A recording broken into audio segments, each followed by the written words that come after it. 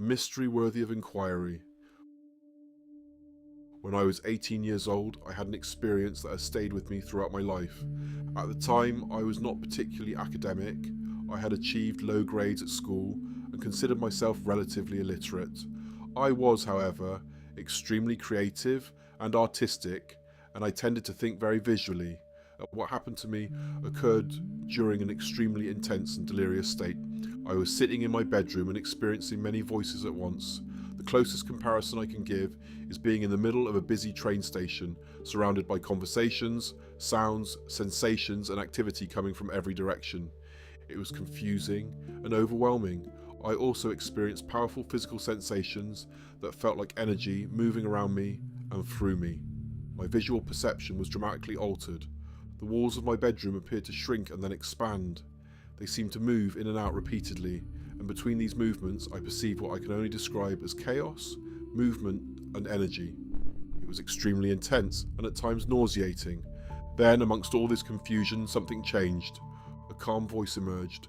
Unlike the other things I had been hearing, this voice seemed coherent, controlled, and extraordinarily calm. And as the voice communicated with me, I also saw images. They appeared almost holographic. Symbols and images seemed to exist luminously in front of me while the voice explained their meaning. The first thing I was shown was something resembling a timeline of human history. At the beginning was humanity's ancient relationship with God, gods and the sacred.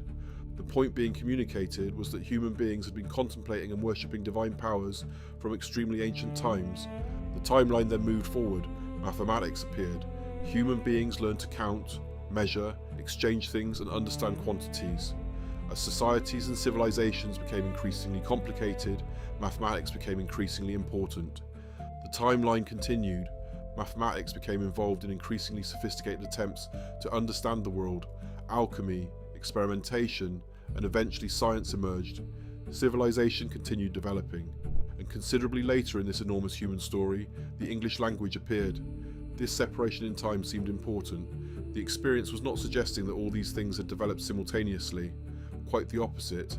It seemed to be emphasizing that ideas about divinity, mathematical thinking, scientific concepts, and the modern English language originated during very different periods of human history. Then the historical imagery stopped. A luminous circle appeared in front of me. The voice explained that God could be symbolized by a circle. A circle has no obvious beginning and no obvious end. You can travel around its circumference indefinitely. It therefore provides a simple visual representation of eternity, infinity, and completeness. Then the voice began making connections between completely different systems of meaning. It said that God is supposed to be a good thing. A good thing is a positive thing. The symbol for positive is the plus sign. In mathematics, the plus sign means addition. Then came the wordplay. Take the English word God, G-O-D, add another O, represented by the circle. God becomes good, G-O-O-D. The message therefore moved through a chain of associations. God, good, positive, plus, addition. God plus the circle becomes good. And then there was calm. I remember being struck by what I had just witnessed. Then the circle appeared again. This time, however, something happened to it. The luminous circle split vertically down the middle, forming two halves. Then one half of the circle moved away and disappeared. What remained in front of me was the other half of the circle, together with the straight dividing line down its side. Visually, what remained resembled a capital letter D. This seemed important because the imagery was no longer dealing only with spoken words. I was being shown the relationship geometrically. The original O, represented by the complete circle, had been divided. Part of the circle had been taken away, and what remained formed the shape of a D. Then the word devil appeared luminously before me. The voice explained that the devil is supposed to be evil. Evil is a negative thing. The symbol for negative is the minus sign, and in mathematics, the minus sign represents subtraction. It means taking something away. Then came the second piece of wordplay. Take the word devil, D-E-V-I-L, take away the letter D, and what remains is evil, E-V-I-L. So the operation I had just watched happened geometrically, was now repeated through language. The circle had been divided and part of it taken away, leaving the form of the letter D. Then D itself was taken away from devil, leaving evil. The sequence therefore became devil, evil, negative, a minus, subtraction, take away. This formed the inverse of the sequence I had been shown immediately beforehand. God, good, positive, plus, addition, add the circle, God plus O becomes good, devil minus D becomes evil. Then something else happened.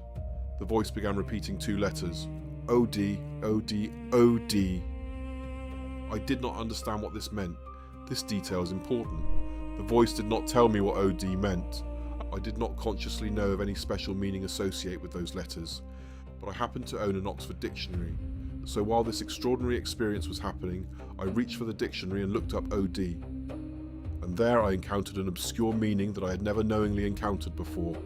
Odd was the name given to a hypothetical force proposed in the 19th century by Baron Karl von Reichenbach.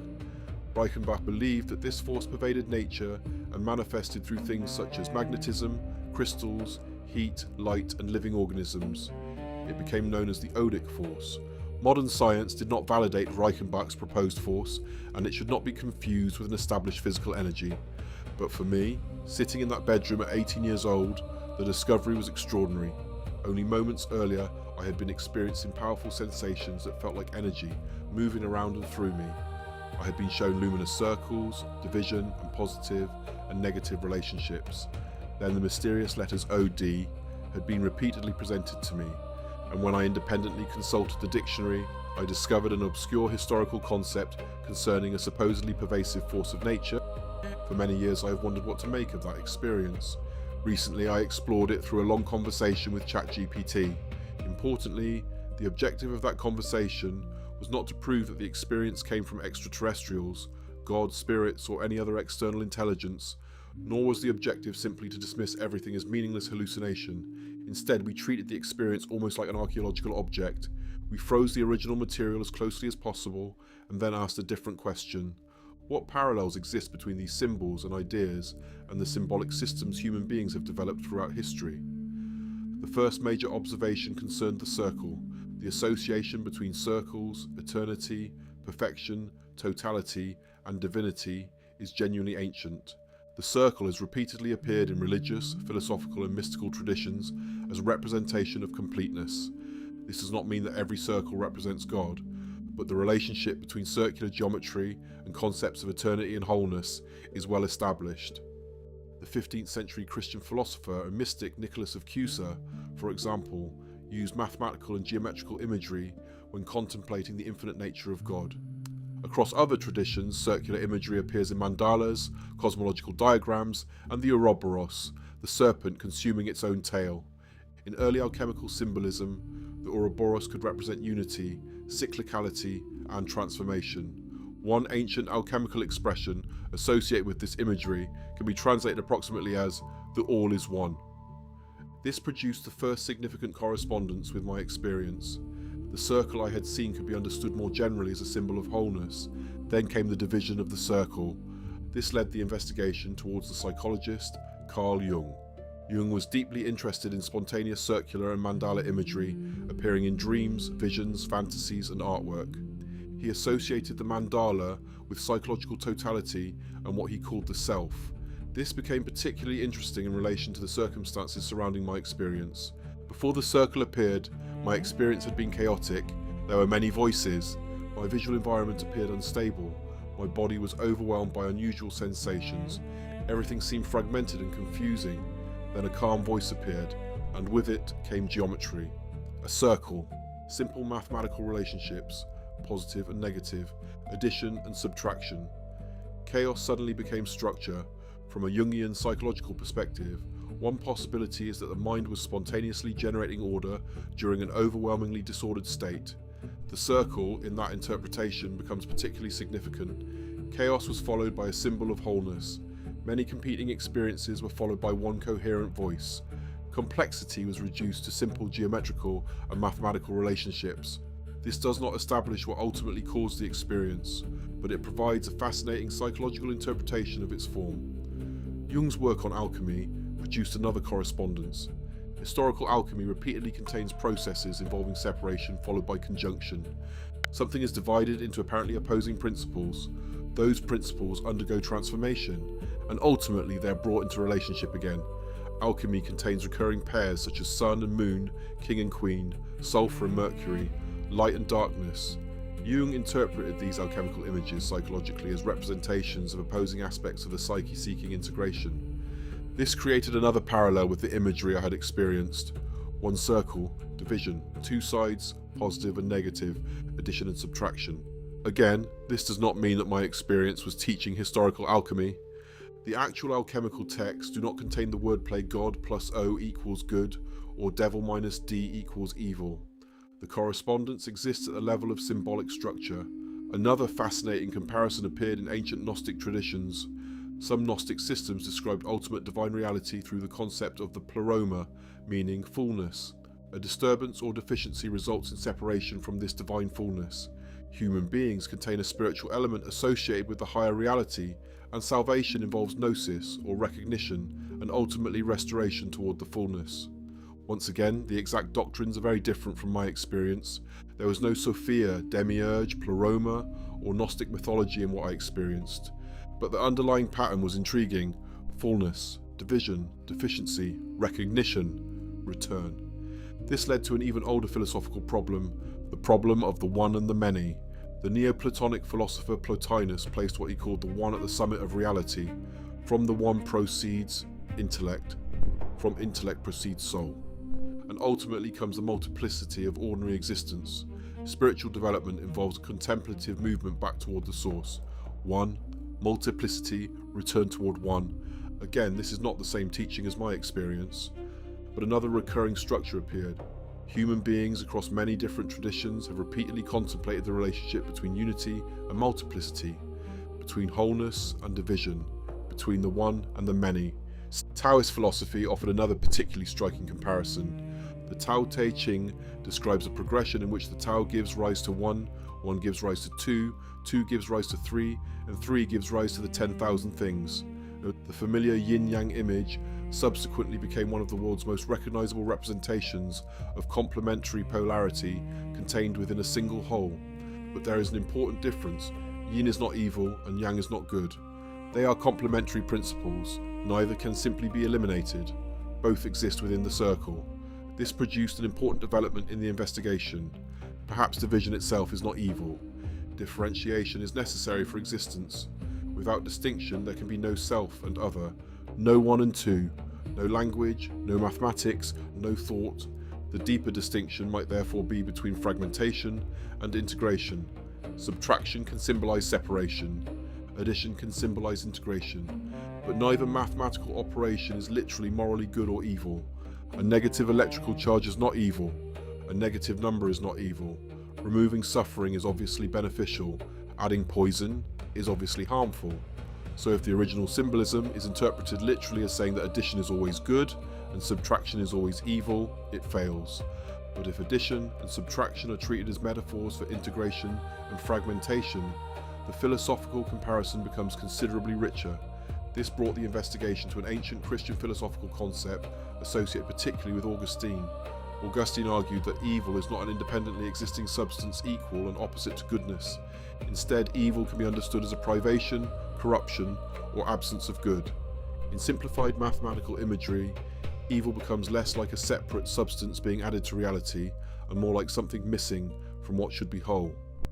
This unexpectedly resembles a subtraction operation in my experience, not the English wordplay itself. Augustine never claimed that removing D from devil produces evil, but the underlying operation of loss, deficiency, or privation provides an interesting philosophical parallel. The most mysterious part of my original experience, however, remains OD. This part needs to be approached with particular caution. There are several possible explanations. I may have encountered the obscure concept of odd previously and forgotten doing so. Psychology calls this possibility cryptomnesia. Information can sometimes return to consciousness without the accompanying memory of where it was originally learned. Coincidence is another possibility. OD consists of only 2 letters. A large dictionary contains enormous numbers of obscure words and definitions. Finding an unexpectedly relevant definition is therefore not evidence by itself of anything paranormal. Memory also changes. Events remembered over many years can become reorganized, simplified, or unintentionally reconstructed. These possibilities have to remain open, but the coincidence remains personally striking. Carl Jung developed a concept that provides an interesting framework for considering experiences like this. He called it synchronicity. Synchronicity is often simplified as meaning, a meaningful coincidence. Jung's concept was more subtle. He was interested in occasions where an internal psychological event and an external event correspond meaningfully without an obvious causal relationship between them. Applying that idea to my experience does not mean that synchronicity explains what happened.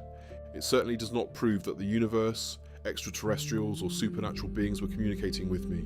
It simply provides a category in which the unusual correspondence can be considered without pretending we understand its cause. The internal event was the repeated appearance of OD. The external information was a dictionary entry I subsequently discovered. The connection between them was extraordinarily meaningful to me. Whether that relationship resulted from forgotten knowledge, coincidence, the extraordinary associative capacity of the human mind, or something presently unexplained, cannot now be established. And perhaps that uncertainty is important. After examining all these different traditions, the strongest conclusion was not that they secretly contain the same teaching. They do not. Gnosticism is not Taoism. Taoism is not Jungian psychology. Neoplatonism is not alchemy. And none of them contains my precise English wordplay. Trying to force them into one universal doctrine would destroy the differences that make them interesting. What emerged instead was something more modest and perhaps more profound. Human beings repeatedly return to certain fundamental structures when trying to understand existence. Wholeness and fragmentation, one and many, order and chaos, light and darkness, positive and negative, separation and integration, death and transformation, the finite and the infinite. The circle is particularly powerful because it visually represents something complete. There is no privileged beginning or ending. Every point on its circumference relates to a center, and once divided, the single whole produces polarity. Perhaps this is why circles, mandalas, wheels, halos, celestial discs and serpents biting their tails appear repeatedly across human symbolic history.